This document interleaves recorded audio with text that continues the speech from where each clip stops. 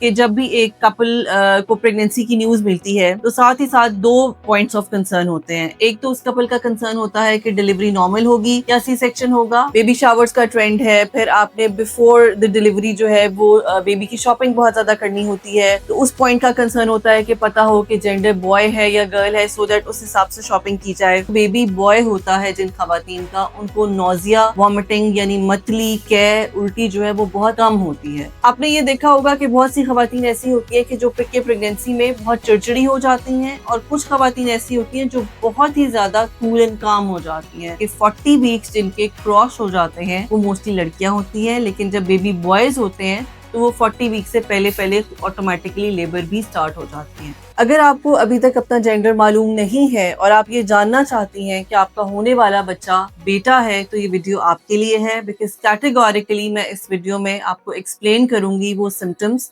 जो कि 80% तक आपको इस चीज की एश्योरिटी दे सकते हैं कि आपके जो बेबी का जेंडर है वो बॉय है।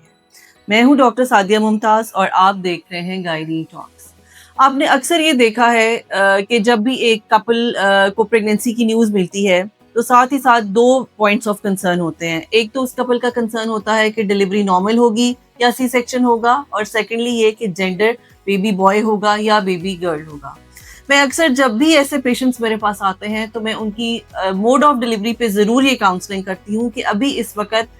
प्रेग्नेंट होने के साथ ही कोई भी डॉक्टर जो है आपको 100% एश्योरिटी नहीं दे सकता कि आपकी डिलीवरी नॉर्मल होगी या सी सेक्शन होगा। यहाँ तक कि आपके 9 मंथ्स कंप्लीट हो जाते हैं, यहाँ तक कि आपको लेबर स्टार्ट हो जाती है, इवन तब तक भी हम विद कंफर्मेशन नहीं बता सकते कि आपकी डिलीवरी में जो है वो नॉर्मल है या सी सेक्शन, जब तक आपके बच्चा जो है वो डिलीवर होके डॉक्टर के हाथ में नहीं आ जाता। जेंडर की जो एक इंक्विजिशन होती है, जाहिर है अब आजकल एक ट्रेंड है, बेबी शावर्स का ट्रेंड है, फिर आपने बिफोर द डिलीवरी जो है वो बेबी की शॉपिंग बहुत ज्यादा करनी होती है, तो उस पॉइंट का कंसर्न होता है कि पता हो कि जेंडर बॉय है या गर्ल है, सो दैट उस हिसाब से शॉपिंग की जाए। और कुछ जो फैमिलीज हैं उनमें अभी भी जो मेल डोमिनेंस है वो बहुत ज़्यादा है, और बेटों की जो जो खवातीन बेटे पैदा करती हैं उनकी ज़रा रिस्पेक्ट में भी जो है वो ज़्यादा होती है, बजाय इसके कि उनके साथ की जो कोहॉर्ट्स हैं, देवरानियाँ जेठानियाँ जिनकी बेटियां हैं, उनको उतनी रिस्पेक्ट नहीं दी जाती जितनी उनको दी जाती है कि जिनके बेटे होते हैं। मुझे अक्सर कमेंट्स में भी ये चीज़ बहुत ज़्यादा सुनने को मिलती है कि डॉक्टर साहब मेरे ये सिम्टम्स हैं, तो मुझे बताइए कि क्या मेरा बेटा है या बेटी है, इन सिम्टम्स के साथ बेबी का जेंडर क्या है। तो इस वीडियो में मैं आपको डिटेल से वो सिम्टम्स बताने जा रही हूँ कि जो अगर आप उनको असेस करें तो आप थोड़ा बहुत अपने जेंडर के जो है वो गेस वर्क कर सकती हैं। लेकिन प्लीज एक चीज जहन में रखें कि अक्सर मुझे इन वीडियोस के कमेंट्स में ये देखने को मिलता है कि जी आप सब कुछ उलट बता रही हैं, मेरे तो ये सिम्टम्स नहीं थे, तो फिर इन सिम्टम्स के साथ मेरा दूसरा जेंडर था। मैंने वीडियो शुरू होने से के साथ ही आपको ये बताया है कि 80% केसेस में ये सिम्टम्स होते हैं। सो जो बाकी 20% है उनमें ये सिम्टम्स मिक्स्ड भी हो सकते हैं, इनमें ये सिम्टम्स उलट भी हो सकते हैं, बिकॉज हर प्रेगनेंसी डिफरेंट होती है। एक ही खातून की अगर 3 प्रेगनेंसीज हैं तो वो तीनों आपस में डिफरेंट होंगी। सो हार्मोनल रोल जो है वो बहुत इंपॉर्टेंटली जो है किसी भी प्रेगनेंसी में उसकी जो इम्प्लीमेंटेशन है वो ज्यादा होता है। शुरू करते हैं अपने सिम्टम्स के साथ, और सबसे पहला सिम्टम तो ये है कि अगर तो बेबी बॉय होता है जिन खवातीन का, उनको नोजिया, वॉमिटिंग यानी मतली, कै, उल्टी जो है वो बहुत कम होती है। और अक्सर मेरे साथ ये भी मैंने देखा है कि तीसरे या चौथे मंथ में जो खवातीन कोई बहुत ज्यादा रेगुलर नहीं होती इस मामले में, अपने पीरियड्स को ट्रैक करने के मामले में, या अगर बिजी होती हैं तो इस मामले में ध्यान नहीं देती, तो वो 2-3 माह तो उनकी प्रेगनेंसी को गुजरे हुए हो जाते हैं, लेकिन क्योंकि उनको नोजिया वॉमिटिंग ही नहीं हुआ होता तो उनका इस तरफ ध्यान नहीं जाता कि तबीयत खराब हो रही है तो शायद प्रेगनेंसी है। तो जब हम उसको टेस्ट करवाते हैं, चेक करते हैं, तो पता चलता है कि जो 3 महीने से ओवरड्यू चल रहा है, तो that was actually a positive pregnancy. So 80% खवातीन जिनके जेंडर बॉय होता है, जिनका होने वाला बच्चा लड़का होता है, उनको वॉमिटिंग और नोजिया बहुत कम होता है या होता ही नहीं है। दूसरी ये चीज कि इनके इमोशंस बहुत ज्यादा स्टेबल रहते हैं। आपने ये देखा होगा कि बहुत सी खवातीन ऐसी होती है कि जो प्रेगनेंसी में बहुत चिड़चिड़ी हो जाती हैं, और कुछ खवातीन ऐसी होती हैं जो बहुत ही ज्यादा कूल एंड काम हो जाती हैं, बहुत ठहराव आ जाता है उनकी तबीयत में। सो अगर तो आपके साथ ये हुआ है then you are going to have a male baby, आपका बेटा होने वाला है, क्योंकि आपके हार्मोन्स की जो है वो थोड़ी बहुत स्टेबिलिटी आ जाती है। शुरू में जब एग फर्टिलाइज होता है तो ये चीज देखने में आई है, स्टडी में आई है कि अगर तो लेफ्ट ओवरी से एग निकलता है तो वो बॉय होता है, और अगर आपकी राइट ओवरी से एग निकल रहा है तो वो गर्ल होती है। सो उसका इम्प्लीमेंटेशन ये होती है कि जिस टांग की साइड पे आपको खिंचाव ज्यादा पड़ रहा है, या अगर पेट के निचले हिस्से में राइट साइड पर आपको खिंचाव पड़ रहा है या लेफ्ट साइड पर खिंचाव पड़ रहा है, अगर तो लेफ्ट साइड पे ज्यादा खिंचाव पड़ रहा है तो this is also a symptom कि आपका होने वाला जो बच्चा है वो बॉय है। बेबी बॉयज के टाइम पे जो नाक है उसमें काफी हद तक स्वेलिंग हो जाती है, नाक मोटा हो जाता है, और बेबी गर्ल के टाइम पे नोज की जो है उस पर कोई खास स्वेलिंग नहीं होती। बेबी बॉय में जो बम्प है वो चपटा होता है। बेबी बॉयज जो हैं वो अपनी ड्यू डेट से पहले डिलीवर हो जाते हैं, यानी आपकी मोस्ट ऑफ द टाइम में देखा गया है कि 40 वीक्स जिनके क्रॉस हो जाते हैं वो मोस्टली लड़कियां होती हैं, लेकिन जब बेबी बॉयज होते हैं तो वो 40 वीक से पहले पहले ऑटोमेटिकली लेबर भी स्टार्ट हो जाती है।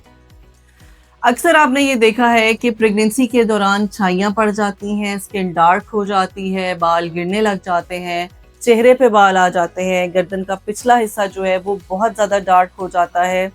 बॉडी पे बहुत ज़्यादा निशान पड़ जाते हैं। सो अगर आपको ये वाले सिम्टम्स भी हो रहे हैं तो ये भी बेबी बॉयज़ के सिम्टम हैं, बिकॉज जब बेबी बॉय होता है तो माँ के अंदर टेस्टोस्टेरोन का एक हार्मोन है जो कि मेल्स का हार्मोन है,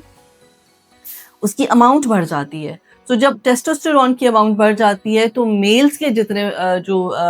ये फैक्टर्स हैं, पिगमेंटेशन है, हेयर फॉल है, हेयर ग्रोथ है, सर के बाल गिरने लग जाते हैं और चेहरे पे और बाकी बॉडी पे बाल जो है वो ज्यादा आने लग जाते हैं। गर्दन का पिछला हिस्सा काला हो जाता है, कोहनियाँ काली हो जाती हैं, यहाँ तक कि ब्रेस्ट के जो एरियोला और निपल्स हैं वो भी बहुत ज़्यादा डार्क हो जाते हैं। लेकिन जैसे ही डिलीवरी हो जाती है उसके बाद आहिस्ता आहिस्ता जो है वो आपकी जो पिगमेंटेशन है वो वापस चली जाती है और आपका कम्प्लेक्शन जो है वो वापस अपनी रूटीन में आ जाता है। एक और यूरिन का टेस्ट होता है कि जब अगर तो आपका बेबी बॉय होने वाला है तो आपका यूरिन जो है वो ज़्यादातर अल्कलाइन होगा। सो अगर आप यूरिन में थोड़ा सा सोडा डालते हैं और बबलिंग होती है, then this is one of the sign कि आपका जो है बेबी बॉय है। इसके अलावा आपने देखा है कि जब भी आप डॉक्टर के पास जाते हैं तो हम सोनिकेट से आपकी हार्ट बीट बेबी की जो है वो जरूर चेक करते हैं। अपने डॉक्टर से अपनी बेबी की हार्ट बीट जरूर पूछें। अगर तो वो 140 से कम है then this is also a sign के होने वाला बच्चा जो है वो बेटा है। 140 से ज्यादा जो हार्ट बीट है वो गर्ल्स की होती है, 140 या 140 से कम जो है वो बेबी बॉयज की होती है।